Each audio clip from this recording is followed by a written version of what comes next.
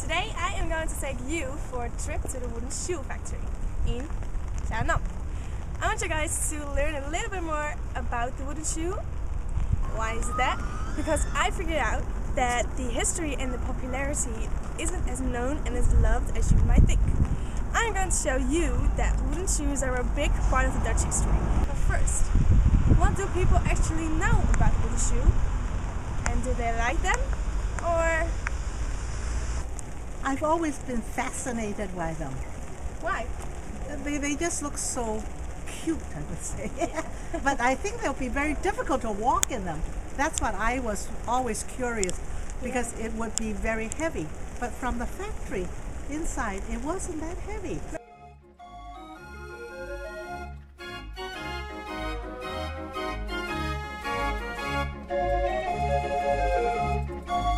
I told you about the wooden shoe factory, and that is where I am right now.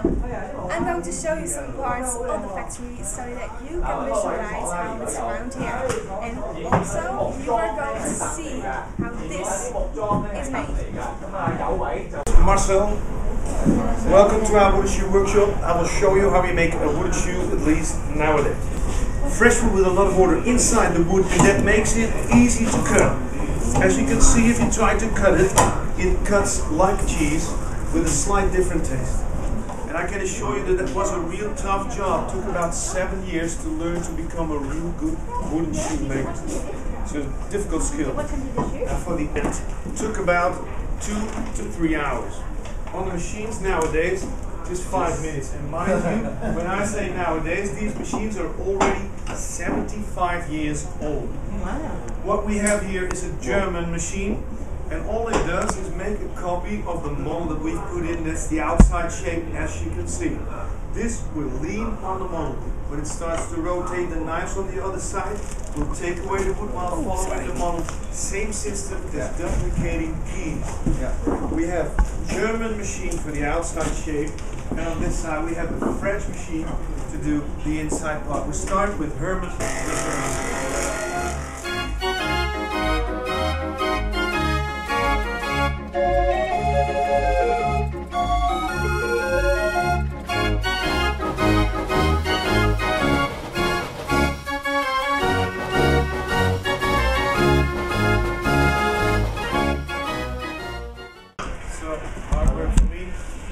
There we have it, the first part, the outside shape, and as you can see, a copy of the model. Same system, more or less, for the inside applies again. We made a copy of the model, only this time on a French machine. But it's just as old, 75 years old.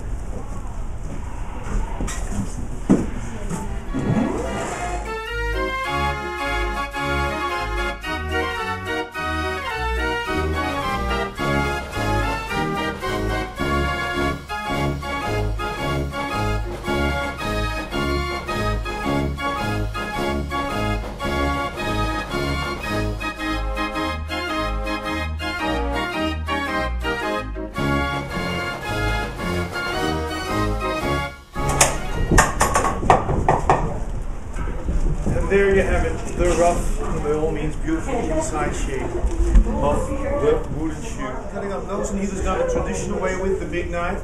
It gives you the opportunity to see that it's relatively easy to cut because the wood is full of water. And it's all water from the tree. Poplar tree absorbs about 700 liters of water a day. Oh shit.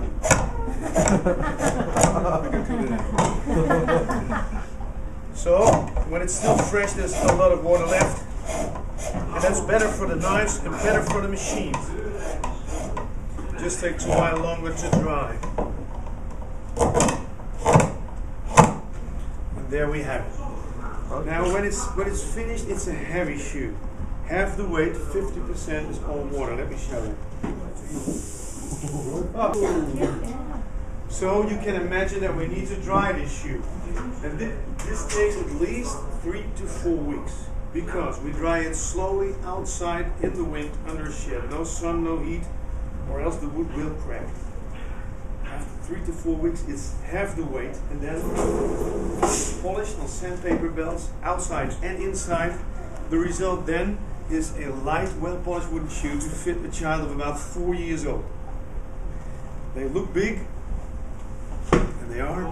The outside is a lot bigger than the inside. That means there's a lot of wood involved, and that's why it's used as a safety shoe. Whoa. Nothing much will happen to your foot if you wear these. Worn by farmers and people that work in industries, or for gardening, but for outside use only. But the best way to wear the wooden shoe is with thick woolen socks for comfort and at least a finger of space, extra room behind the heel for comfort. It's a total wooden shoe, they won't stretch an inch. If you take a tight fit like this, so you won't lose them or they'll look more cute, they will hurt like hell. What are you doing? So far so good. Why do you think that wooden shoes are so more unpopular nowadays than they were in the old days? Well, in the old days, it was a very good idea because people tend to have not a lot of money. So it was, everybody thinks and thought that it was a shoe for the poor people. It's not all true because it's also a very good idea. It's used by people that have certain professions and live in places that was muddy and wet.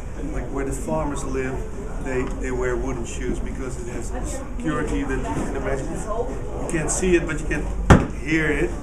If you take out the cattle cow steps on your foot, nothing will happen.